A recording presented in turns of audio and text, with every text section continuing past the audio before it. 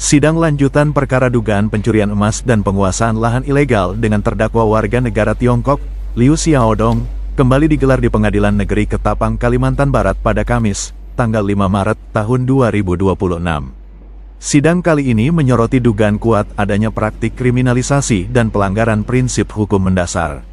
Saksi ahli juga pakar hukum pidana BINUS Universitas, Ahmad Sofyan mengungkapkan, kasus ini merupakan bentuk pelanggaran prinsip ne bis in idem, sebuah asas hukum yang melarang seseorang dituntut 2 kali atas perbuatan yang sama jika sudah ada putusan hakim yang tetap.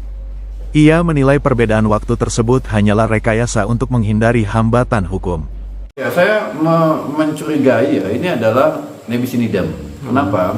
Karena tindak pidana yang dituduhkan di pertama kali ya tahun 2023 itu, kemudian dan si terdakwa sudah dipidana, kemudian yang terbukti hanya satu pasal 351, pasal lain tidak terbukti, kemudian dibuat lagi LP ya dengan konstruksi yang sebenarnya kasus yang sama juga, cuman penyidik itu mengubah waktu perbuatan ya, dan dalam hukum pidana disebut dengan tempusnya, di tempus yang seolah-olah berbeda padahal substansi tindak pidananya sama untuk menghindari ne bis in idem. Nah kemudian ditersangkakan lagi, didakwakan lagi, dan sekarang disidangkan lagi yang sebenarnya sudah pernah diputus dan sudah dihukum dengan pasal 351. Ini mau dituntut lagi untuk yang kedua kali dengan pasal 363, padahal 363 waktu itu tidak terbukti. Jadi sebetulnya ini akal-akalan dari penyidik untuk menghindari ne bis in idem yang sayangnya tidak, yang harusnya, bukan sayangnya, harusnya bisa dipahami dan dimengerti oleh hakim yang memeriksa dan memutus perkara ini bahwa ini adalah ne bis in idem. Walaupun putusan perkara yang pertama dengan kasus yang kedua waktunya ada perbedaan, tetapi waktu itulah menjadi rekayasa terkait dengan dugaan tindak pidana ini.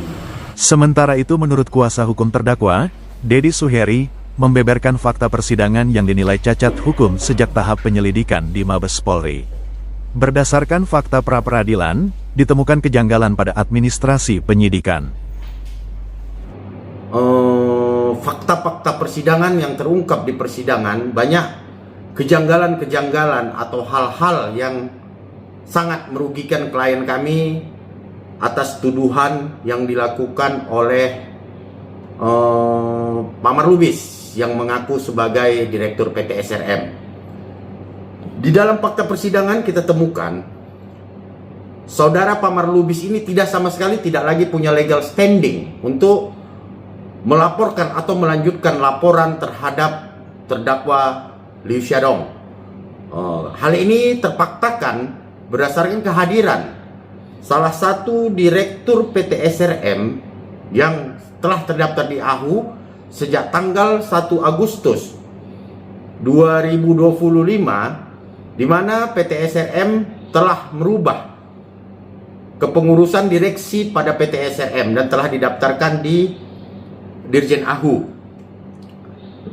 Sehingga keterangan saudara Pak Marlubis di dalam BAP-nya sebagai saksi di tanggal 9 Agustus 2025 yang mengaku dan masih mengaku sebagai Direktur PT SRM, kami menduga keras adalah sebuah keterangan palsu.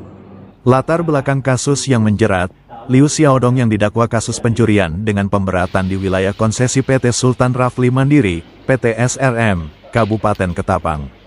Sidang di PN Ketapang akan terus berlanjut dengan agenda pemeriksaan saksi-saksi tambahan untuk mendalami detail perampasan aset dan dugaan ancaman yang terjadi di area tambang tersebut. Dari Kabupaten Ketapang, Kalimantan Barat, Tim Liputan melaporkan untuk TV News One.